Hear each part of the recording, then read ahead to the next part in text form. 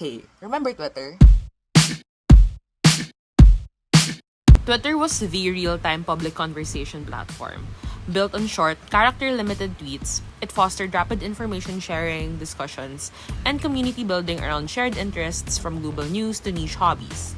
Its chronological timeline and hashtag system facilitated organic discovery and connection, making it a powerful tool for social movements and viral trends alike.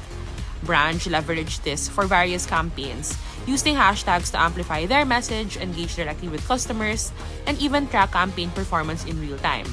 This direct access to public conversation made Twitter a valuable tool for building brand awareness and driving engagement. Before it was branded into X, it was the place for fandom discussions, and K-pop fans were at the heart of it by the late 2010s up to now. Twitter's buzz-building power became a key ingredient when McDonald's launched the BTS meal in 2021 and became a viral success on the platform and across other social media platforms. The meal was actually simple, a curated selection of McDonald's favorites endorsed by the global K-pop stars BTS. Get the BTS meal at McDonald's.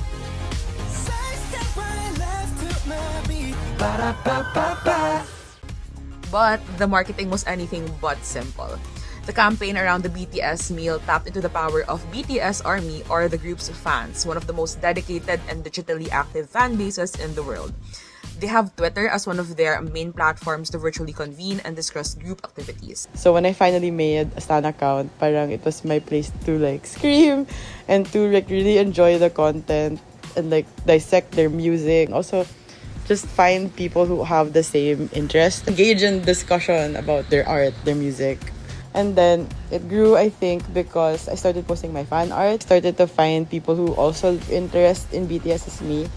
So Twitter is actually the first place I went to when I started out being a fan of BTS, or ARMY as they call it, because I could find all the information I needed on Twitter, especially that BTS fans posted a lot on the Twitterverse. And it became almost like a safe haven for me since it was easy to tailor Twitter to show just what I was interested in. And I was able to freely share more of my thoughts because I knew I was anonymous. McDonald's expertly leveraged the anticipation of the BTS Army by releasing a detailed rollout plan for the BTS meal, turning the campaign into a series of exciting Twitter events. Instead of just announcing the meal's release date, they created a multi-week timeline of content drops, each designed to generate buzz and trending hashtags.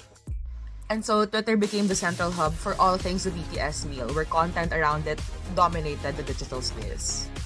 The campaign eventually organically branched out into user-generated content, amplifying the campaign's reach far beyond traditional advertising ever could. Think about it, nearly 1 million meals in the Philippines were sold within just 5 days of its release here. Amazing. On Twitter, McDonald's was trending globally at number 2. There was even a time when 3 different McDonald's topics were trending at the same time on Twitter, proving that the platform was effective in gaining awareness and consideration for the BTS meal.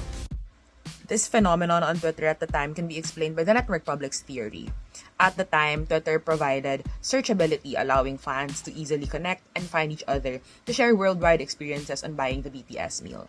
Fans in areas where it wasn't available were also able to enjoy the release from afar with content from their fellow fans. For the BTS meal, since it was released in the Philippines later than the other countries, I actually researched about it.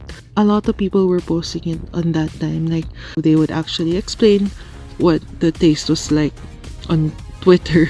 It also facilitated replicability, with fans sharing each other's fan-made art around the meal and inspiring each other how they creatively preserve the meal's packaging, among other things.